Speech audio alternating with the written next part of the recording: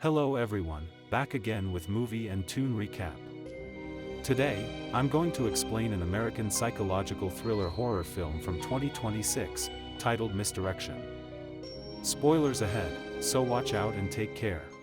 The movie begins with two skilled criminals, Sarah and Jason, successfully hacking the security system of a wealthy lawyer, David Bloom.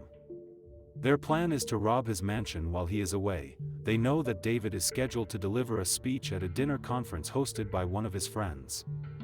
They have already learned the exact time he is expected to return home, and believing this will be their final robbery, they carefully prepare for the job. While monitoring David's house, Sarah and Jason record the security codes for every room. They also observe David placing one of his phones inside a safe containing a large amount of cash. He then takes a second phone, on which he receives a message from Julie, who appears to be his lover, and after getting ready, David drives to the dinner conference. At the conference, David delivers a speech about addiction and how it has ruined many lives, including his own, until his friend, Megan Thomas, and the foundation helped him recover. In appreciation, he donates an additional $250,000 to support the foundation and its mission of helping people overcome addiction. He then welcomes Megan to the stage. During the event, David and Julie are seen exchanging glances, even though Julie is attending the dinner with her husband. Back at their hideout, Sarah and Jason prepare to carry out the robbery, and Sarah hesitates to bring a teddy bear with her because it reminds her of someone from her past. Deciding it is time to move on, she leaves the teddy bear behind. However, Jason takes it with him before the two finalize their plan, symbolically burning a photograph of David. They then drive to David's mansion, disable the exterior security cameras, and make their way toward the house. Sarah and Jason plant an explosive charge on the front door, blowing it open before making their way inside. Using the security codes they had previously obtained, Sarah deactivates the alarm system. After confirming that the house is clear, the two split up and begin stealing valuables, including cash and expensive watches. Jason heads to David's office, where the safe is located, and since he already knows the combination, he opens the safe and steals the cash inside. However, the criminals are caught off guard when David returns home much earlier than expected. They quickly hide, while Sarah arms herself with a gun. Upon entering the house, David notices that the front door has been forced open and realizes that his security system has been tampered with, making him suspect that someone has broken in. He immediately rushes to his office, retrieves his gun, and cautiously approaches the area where Jason is hiding. To distract him, Sarah deliberately makes a sound with her gun, causing a noise that draws David away from the office. However, before leaving, David locks the office door. Jason puts on his mask and attempts to escape, only to discover that the door is locked. Spotting a sliding balcony door, he climbs through it and makes his way to the living room, where David is searching the house. Jason attempts to attack David from behind, despite Sarah signaling him not to, but then, before David can finish him off, Sarah attacks David from behind, knocking him unconscious. After Sarah treats the wound on Jason's bleeding arm, Jason suggests that they gather their stolen belongings and leave. However, Sarah refuses. She insists that they first clean up the blood Jason left on the floor. The two drag the unconscious David to his bedroom, tie him up, and leave, and by then, David has already regained consciousness. Jason once again urges Sarah to leave before the police arrive and arrest them, but she remains stubborn. She argues that if they leave now, Jason's blood at the crime scene could easily lead the authorities to them. Jason suggests using bleach to clean the blood, but Sarah rejects the idea, saying they do not have enough time. Jason reminds her that, according to their plan, they now have enough money to flee to another country and start a new life. However, Sarah insists that they must cover their tracks before leaving, and Jason makes it clear that they are not going to kill David. As they continue arguing, David takes advantage of the distraction. He quietly knocks a panic button off a nearby table and presses it. The criminals hear the alarm activate, and David tells them that the police are on their way and that they have very little time left. Jason instructs Sarah to keep watch over David while he searches for a way to deactivate the panic alarm. Moments later, David's phone rings. It is the security center calling to verify why the alarm has been triggered. Jason answers the call and claims that everything is fine and that the alarm was activated accidentally. After confirming the situation, the dispatcher asks Jason for the security password. Jason accesses David's computer and gives the dispatcher the password he finds, but it is incorrect because David changed it months earlier. When Jason cannot provide the correct password, the dispatcher offers to send a security unit to assist. Jason declines the offer, and after another attempt, he finally provides the correct password. Jason returns to Sarah and tells her that he has taken care of the situation, and they then decide to tie David's feet as well. While searching David's bedroom for more rope, Jason discovers several photographs of abused children hidden inside one of David's drawers.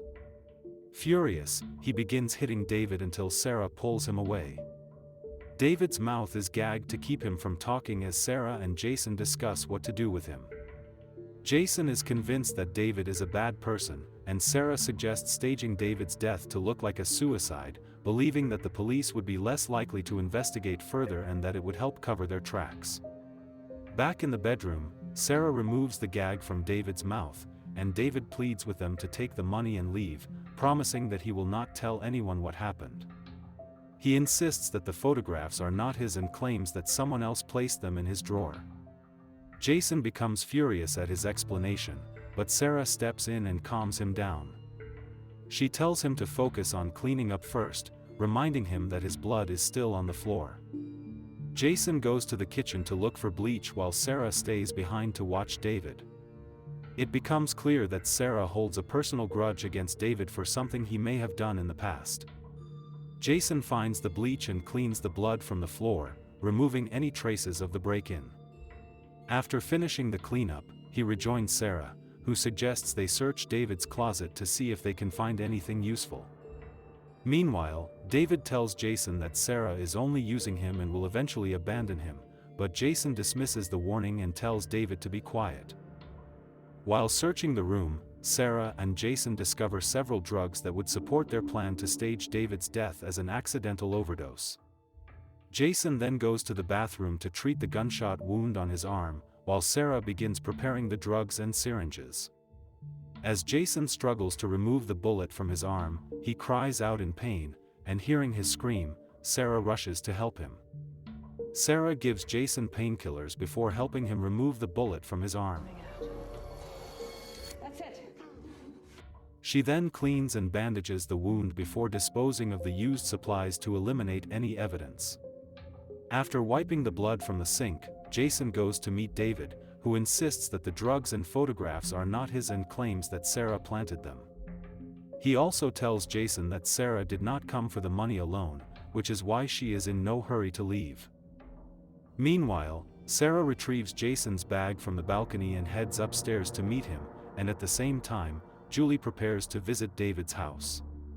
Jason confides in Sarah that his reckless actions once caused him to lose custody of his daughter, and he does not want to repeat that mistake.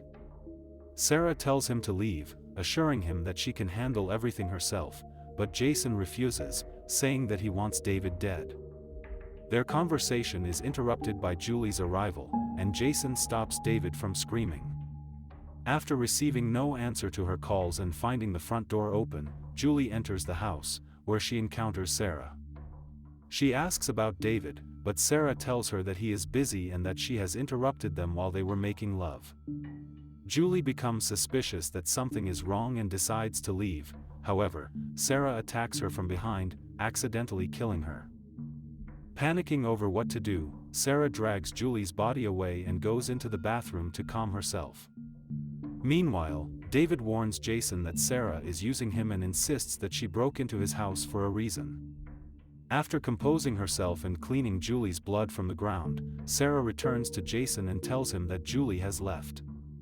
Just then, they notice another car pull up outside the house. It turns out to be Julie's husband, who had followed her before eventually driving away. Jason questions Sarah about why she brought a gun to the burglary, despite knowing that they never carry firearms during thefts. Sarah replies that she has her reasons, making Jason increasingly suspicious. Jason then discovers that the watches they stole earlier are not in Sarah's bag and demands to know where they are, but Sarah lies to him again. Frustrated, Jason decides to leave, but Sarah stops him, and during the confrontation, a toy that is personal to Sarah falls out of Jason's bag. David recognizes the toy and realizes who Sarah is, revealing to Jason that Sarah is a drug addict. David explains that Sarah had a sister who was also addicted to drugs and died from an overdose despite his attempts to save her. However, Sarah has always believed that David was responsible for her sister's death, and Jason confronts Sarah for deceiving and manipulating him all this time. It is then revealed that Sarah's true motive was never the robbery, but to take revenge for her sister's death by killing David. Fed up with Sarah's deception and her attempt to frame David by planting drugs and photographs in the house, Jason moves to free David. However, Sarah stops him at gunpoint and orders Jason to sit down. She retrieves a pair of handcuffs from her bag and cuffs his hands to the bed.